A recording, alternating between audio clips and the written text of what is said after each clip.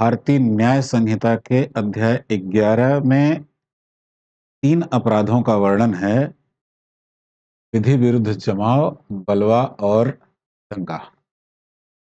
विधि विरुद्ध जमाव का मतलब होता है कि 5 या उससे अधिक सदस्य अगर किसी स्थान पर किसी अपराध को करने के लिए इकट्ठा होते हैं तो यह अपराध की श्रेणी में आता है। बलवा का मतलब है कि विधि विरुद्ध जमाव के सदस्य जब हिंसा कर देते हैं तो इसको बलवा का अपराध कहा जाता है, और जब 2 या 2 से अधिक लोग किसी सार्वजनिक स्थल पर लड़ाई करते हैं जिससे सार्वजनिक शांति भंग होती है तो इसे दंगा कहा जाता है। विधि विरुद्ध जमाव में अपराध का मतलब है कि संसद के विरुद्ध अपराध, उन्हें धमकी देना, उनके कार्य में बाधा डालना, सरकारी विभागों के विरुद्ध अपराध, केंद्र सरकार के विरुद्ध अपराध, राज्य सरकार के विरुद्ध अपराध।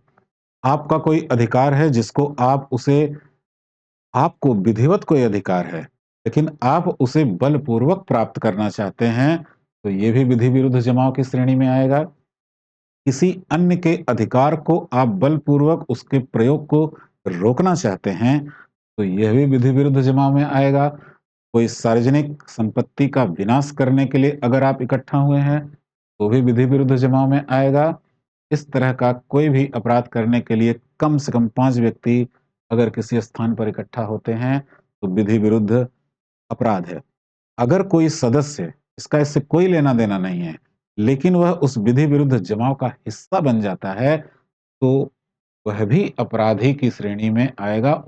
वह भी एक दंडनीय अपराध माना जाता है। और अगर यही विधि विरुद्ध जमाव के सदस्य, यही 5 या उससे अधिक लोग उसी उद्देश्य को आगे बढ़ाने में जिसके लिए इकट्ठा हुए हैं, हिंसा कर देते हैं, इसको बलवा कहा जाता है। जब 2 या अधिक लोग किसी सार्वजनिक स्थल पर लड़ाई करते हैं, तो सार्वजनिक शांति भंग होती है, तो दंगा है। ध्यान रहे, दंगा होने के लिए सार्वजनिक शांति का भंग होना आवश्यक है। अगर सार्वजनिक शांति भंग नहीं होती है, तो यह दंगा नहीं है। जैसे 2 या 2 से अधिक लोग किसी पब्लिक प्लेस पर, चौराहे पर, सड़क पर, जहां लोगों का आवागमन होता है, अगर वहां पर